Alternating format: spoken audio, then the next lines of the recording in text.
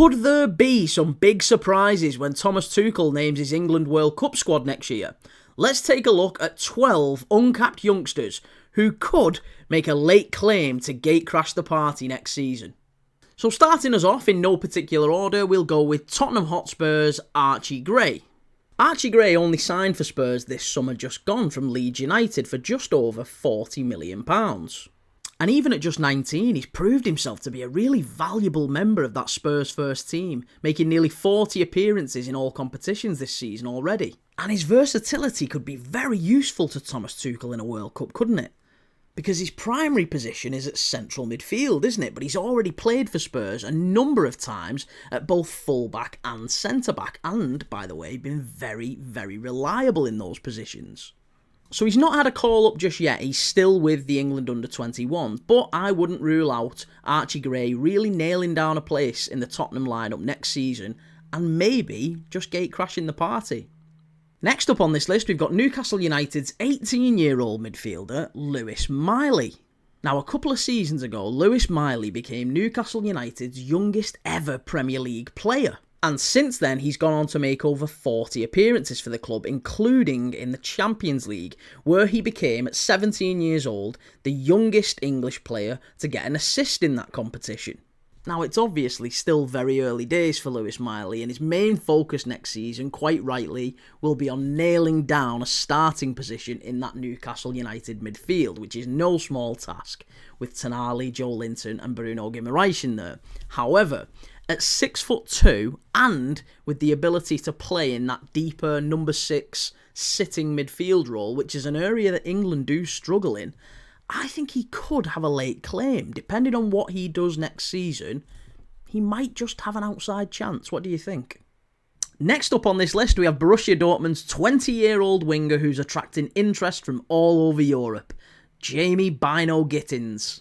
Bino Gittins left the Manchester City Academy when he was just 15 years old to move to Germany with Borussia Dortmund, and since then he's grown year on year in confidence and is now a regular starter in the Bundesliga. This season already he's made 40 appearances for Borussia Dortmund across the Bundesliga, Cup and the Champions League, contributing 15 goals and assists. And just in the last couple of weeks, one of his teammates, Karim Adeyemi, said in an interview that Bino Gittins was one of the best 1v1 players he'd ever seen. It's also worth noting that even at just 20 years old, Bino Gittins has already played in a Champions League final. And pretty much every top Premier League side has been linked with a move for Bino Gittins in the last 12 months or so. But most recently, it's been Liverpool, Arsenal, Manchester City, Chelsea and Manchester United who've been credited with the biggest interest. And if he was to make a move this summer, if he was to come to the Premier League, who would rule him out of getting into Thomas Tuchel's squad? Next up on this list, we have Liverpool's 21-year-old midfielder, Harvey Elliott. I've got to say, as a Liverpool fan, I just don't understand how Harvey Elliott doesn't already have an England cap. He joined the club in 2019, it's nearly 6 years, it feels like he's been around forever to be honest, and he's been a part of some of Liverpool's best teams under Jurgen Klopp and now under Arne Slot. And during that time, I think he showed massive amounts of patience, to wait for his chance in what is obviously a very good side. And it's not even like he's been a bit part player or a squad player. He's made over 140 appearances for an exceptional Liverpool side over those years. He's won League Cups, multiple League Cups. He's won Super Cups, Club World Cups, Charity Shields. He's been around top players and learned an awful lot. So it's baffling how he's not yet got into an England squad and at least got one cap. I can't believe he's in this list. The only question mark for Harvey Elliott, and it'll come this summer, is whether or not he can sustain a starting position in that Liverpool side under Arne Slot. Because there have been rumours, haven't there? There have been rumours linking him with other Premier League sides where he could go and get lots more minutes. He would be an immediate starter at so many top half Premier League sides. I think of teams like maybe Brighton, I think he would be fantastic. I think Bournemouth he would be brilliant at. I even think he could go to, maybe a Villa or even a Newcastle and play an awful lot more than he does for Liverpool. He's a tremendous player in so many positions, and it's almost a shame to see him waste what is obviously so much talent sitting on the bench for Liverpool. And I think that's going to be a real question he's got to answer himself this summer, because there will be offers, I'm sure there will be clubs coming forward for him. And if he does make the move, maybe he doesn't make the move. Maybe he stays. Maybe he becomes a really key player for Liverpool next season. You never know what happens. But whatever does happen, I think he could have a really good chance to break into Thomas Tuchel's side. He's maybe the best player on this list in terms of experience, trophies won. He's certainly done the lot so far, hasn't he? He's just not quite nailed down that starting spot. And I think if he does, Thomas Tuchel will come calling. So next up on this list, we've got another midfielder, and it's a familiar name. Not Jude Bellingham, but his younger brother, Jobe Bellingham. Now, Jobe Bellingham is a very talented 19-year-old midfielder currently playing a critical part in Sunderland's bid to become a Premier League side next season. Sunderland have played some of the best football in the Championship over the last couple of seasons, and Jobe Bellingham has been at the heart of that, making over 80 appearances for the club during that time. His physicality on the ball, his pace, his strength, the way he glides forward with the ball, the way he arrives late in the box has reminded people an awful lot, unsurprisingly, of his older brother Jude.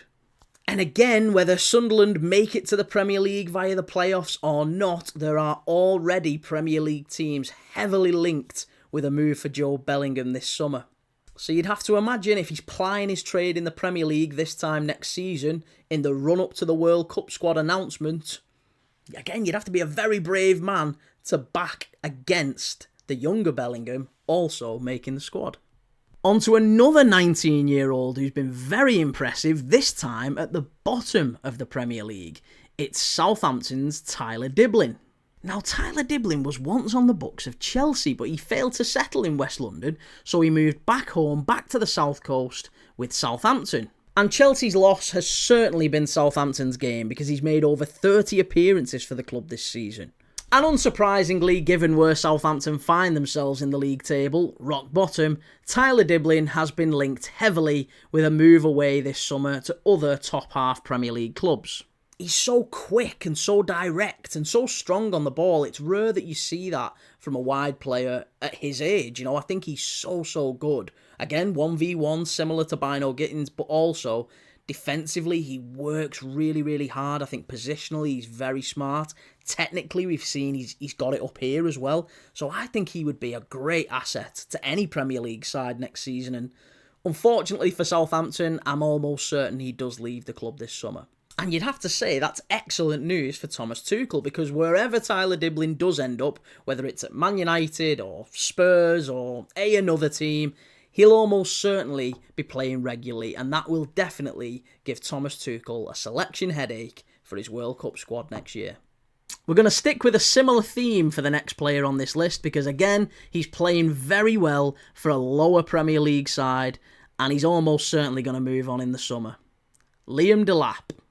Now, Delap has scored 10 Premier League goals already this season for a struggling Ipswich Town side, and yet that's more than the likes of Dominic Solanke at Spurs, Kai Havertz at Arsenal, Nicholas Jackson at Chelsea. He's scored more than Darwin Núñez, Luis Diaz, Cody Gakpo, Diogo Jota, pretty much any attacker at Liverpool other than Mo Salah. So it's unsurprising, really, to see those top teams being linked with Liam Delap when they're seeing that he can do the business at the bottom end of the Premier League as well. And again, speaking as a Liverpool fan, I would have no qualms at all with Liam Delap coming to Anfield next season. I think he's a very capable and competent young English striker. There are shades of Harry Kane there. I mean, I don't think he will necessarily reach that level. You never know. But he's certainly got a really clinical edge to his game, and he doesn't get many chances at Ipswich. He really doesn't get many chances. So a lot of it he's having to create on his own, and he's able to do, the hold-up play. He's really strong, but he's also able to spin and go in behind. He's still very young, and I think he's got a really big future in the game. So whether it's at Liverpool or anywhere else, I wouldn't be surprised at all. Chelsea have certainly been linked heavily with him, and I really wouldn't be surprised to see him make the move to a top Premier League side next season. And that's definitely going to put him in the frame for Thomas Tuchel's England squad.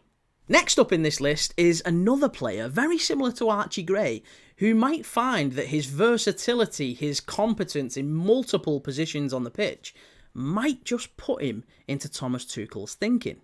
I'm talking, of course, about Brighton's 19-year-old Jack Hinchelwood. Again, much like Gray and Miley, he's already appeared in Europe for Brighton, he's already scored in the Premier League for them, and he's starting to become a regular feature in Brighton's starting lineups now. And again, looking at the Premier League table, Brighton are sat just outside those 5 Champions League positions for next season, and if they were to qualify for the Champions League, or even the Europa League, you'd have to say that would really raise Hinchelwood's profile, wouldn't it? It would really put him on the map in terms of regular European minutes, and you'd have to say that would put him into Tuchel's thinking. Maybe, and I'm sure Brighton fans won't like hearing this, but maybe even put him into the thinking of other top Premier League sides, maybe other top European sides.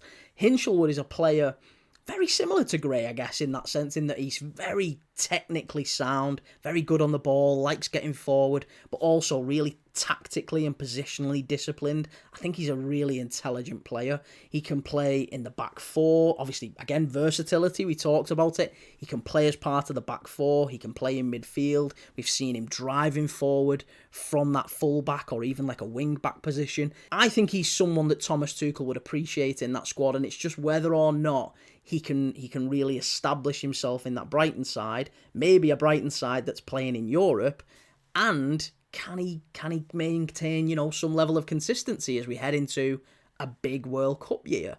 I think it'd be really silly to rule out Hinchelwood, and he's certainly one I thought about when I was putting this list together. Let me know what you think. Now, next up on this list is another midfielder. We're getting swamped with midfielders. I'm sure some of them will miss out, but this player is arguably the best performing player this season in this list, Elliot Anderson. Now, Elliot Anderson is a funny one because he's played for Scotland under 16, under 17, 18, 19, 20, and Scotland under 21s. And he did get a full international call-up to the Scotland squad, but pulled out due to injury. And since then, he's played for the England under 21. So I'm not entirely sure what's going to happen with him. Maybe he doesn't quite know himself. However, you'd have to say the way that he's been playing for Nottingham Forest this season, it's really difficult to rule him out. I mean, if he was to keep up that sort of form, Forest breaking into the top 4, who would have seen that coming? And look, we've seen players like Declan Rice and Jack Grealish play for, Ireland's national teams at younger levels and then cross over to be full England internationals. Maybe Elliot Anderson does the same. Elliot Anderson reminds me an awful lot of, and this is very high praise, by the way, because I loved this player. He reminds me a lot of James Milner, in that you can almost put him anywhere. Again, we're talking about versatility. You can put him in a central midfield position as either a deep-lying playmaker or a kind of tough-tackling box-to-box. You can put him either side, on either flank, and he'll do a job for you. You could even put him at full-back. We've seen him do that before. He's just someone who's very disciplined. He's a hell of a player. It's just whether or not he looks at that England midfield and goes, I'm probably not going to get much game time there. I'm probably not going to get many minutes. I'm not really going to get much experience at international level. I'll mainly be training with the squad and maybe getting some minutes here and there. And whether or not he's happy enough with that, he might prefer Scotland's midfield. He might get more minutes there. He might get more of an opportunity there. He may feel more Scottish than he does English. I have no idea. But, again, you would be very, very silly to rule Elliot Anderson out. Based on this season, based on his performances so far, again, I would have no problems at all having Elliot Anderson in an England World Cup squad next year. Next up in this list, and I think I got it wrong earlier when I said Harvey Elliott was the most experienced player in this list. He possibly is in terms of trophies, but in terms of Premier League appearances, it's Jacob Ramsey at Aston Villa. Jacob Ramsey is 23, so he's also the oldest player in this list, and I think I'm right in saying he's also got the most appearances for the England under-21 side in this list. He's got 16 appearances and scored 4 goals. And this season already, he's made over 30 appearances for Aston Villa, playing and scoring in the Champions League as they've made the quarter-finals of that competition. I mean, he's certainly raised his profile, hasn't he? Now, you've got to remember that Jacob Ramsey had a pretty injury-hit year last year. He was out with several big injuries that pretty much ruined his season and certainly stopped him getting any sort of form. But we are still talking about a player who has twice been named Aston Villa's Young Player of the Year and the Players' Player of the Year. And assuming fitness and injuries don't cause him any more problems, what's to stop him making the England squad next year? You'd have to say he's one of the standout candidates. I mean, I can't see any reason at all why he couldn't make the England squad. He's a fantastic young player. He's, again, versatility. We keep talking about it. We've seen him play as part of the Aston Villa front three. We've seen him play as part of that midfield trio as well, alongside the likes of, whether it be Douglas Luiz in years gone by, or this season, Tielemans, Onana, Kamara. You know, he's able to play in a multitude of positions across the pitch and play them really well, really competently, driving forward, pace, energy, strength. And also, having played under Unai Emery for the last couple of seasons, we've seen that he's able to be tactically disciplined, very positionally aware on the pitch. You know, he's not someone who's lackadaisical in possession. Unai Emery doesn't have any of that. He is very, very good on the ball and off the ball. And again, that's something that I think Thomas Tuchel will certainly value in his England squad. Let me know what you think. For the penultimate entry on this list, we have not another midfielder, but a 22-year-old centre-back, currently plying their trade in one of the meanest defences in Ligue 1, Charlie Cresswell. Charlie Cresswell made the surprise move from Leeds United to Toulouse last summer for just £4 million. And since then, he's been pretty much ever-present for Toulouse. He's made 24 appearances for them, 22 of those were starts, and 20 of those he's completed the full 90 minutes in. And that's relevant because only Lille and Paris Saint-Germain have conceded less than Toulouse in Ligue 1 this season. So he's 22 years old, he's playing his very first season abroad, and he's got a blossoming reputation for a team that may well be playing European football next season, you never know. And again, similar to pretty much every other player on this list, there are strong rumours linking several Premier League sides with Cresswell this summer. You know, when you look at that area of the pitch as well, centre-half, that's probably where the biggest holes in Thomas Tuchel's squad are, aren't they? You know, you think of the likes of Harry Maguire, John Stones, they're not really around the squad as much anymore for different reasons. You've got Dan Burn, who's come into the squad this time, but he's the wrong side of 30, so is he going to be in the England squad this time next year? Maybe, maybe not. So, you know, you've got to have these young, up-and-coming centre-halves. We've got Jared Branthwaite, we've got Jarrell Kwanzaa, we've got Mark Gaze in there. He's a bit more experienced. But then, who's next? Who's the next crop? You know, Ezri Konsa's kind of in and around the squad, but you've got to look and see young centre-halves coming through. And I think Charlie Cresswell is certainly one to keep an eye on between now and next summer, especially if he moves on. And finally, Arsenal fans, you can stop screaming. I've not missed him off the list. I've not forgot about him, don't worry. Ethan Nwaneri. Having watched Ethan Nwaneri this season, it is impossible to not be impressed by the way he stepped into Bukayo Saka's shoes so easily. At 18 years old as well, no player in Arsenal's history has scored more goals for the club before they've turned 18. And you'd have to say that it bodes well for Nwaneri in that his Arsenal teammate, Miles Lewis-Skelly, also 18, has settled into the England squad as if he's always been a part of it. And I don't want to put a dampener on it, but the only concern with Nwaneri, and I don't like saying this, by the way, because I really like the kid, but the only concern is once Bukayo Saka comes back, where's he going to play? Because I can't see where he gets regular starts and minutes in that Arsenal team if Bukayo Saka's on the same side of the pitch as him. So is Nwaneri going to be played out of position? Are they going to try and shift him to centre forward? Are they going to put him on the left and maybe does he get ahead of Martinelli on the left? I mean, look, there's so many things to think about. He's obviously playing for a very big club. He's going to be playing Champions League football next season. There's no doubt that he's going to play a really big part for Arsenal. But is he going to be a squad player? Is he going to get the minutes and the regular time that his talent deserves? Because you'd have to say, when you look at that list, only Wayne Rooney and Michael Owen have scored more goals for Premier League teams before turning 18. That's some big company for him to be in. He shouldn't be sat on a bench for Arsenal. He should be playing regular starts, regular minutes. And I would like to see that for Arsenal. Evidently, that's his team. That's where he wants to be. But it really wouldn't be a surprise, would it? Let's be honest. If Bukayo Saka comes back, as we all expect him to, and he's a terrific player too, he comes in, he starts doing what he's been doing all season on that right-hand side. Is Nwaneri relegated to the bench? That's really disappointing. You want to see him out there playing his football, playing regularly. I just don't see how that happens at Arsenal when he's caught maybe, after Mo Salah, the best right-sided player in the world, in front of him. What happens? I mean, I don't know. Let me know in the comments what you think.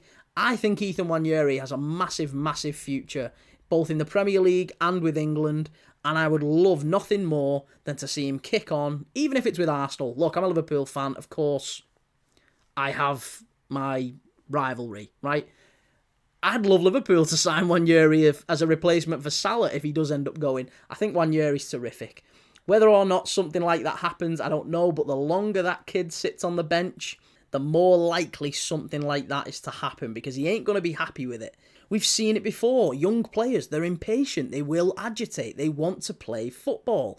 And this is unprecedented for Arsenal. Nobody anticipated that, look, Bukayo Saka, who's world-class, would get a massive injury, be out of the team for so long, and we'd just roll off the production line another unbelievable, maybe world-class young talent.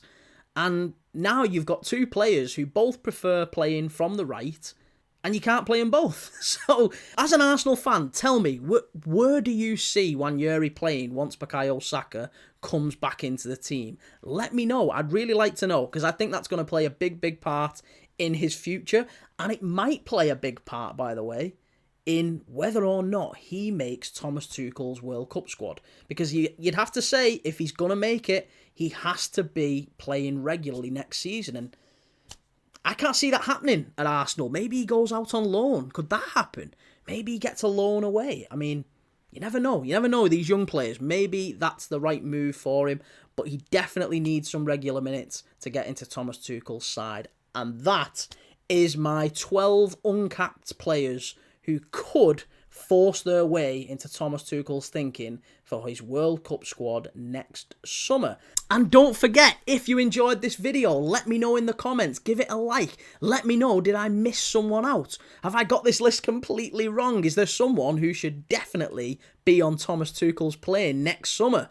Let me know what you think. Either way, I really appreciate you watching. You can subscribe if you enjoyed this content. You can find all my links to other socials in the description. And either way, thanks again for watching. I'll see you in the next one.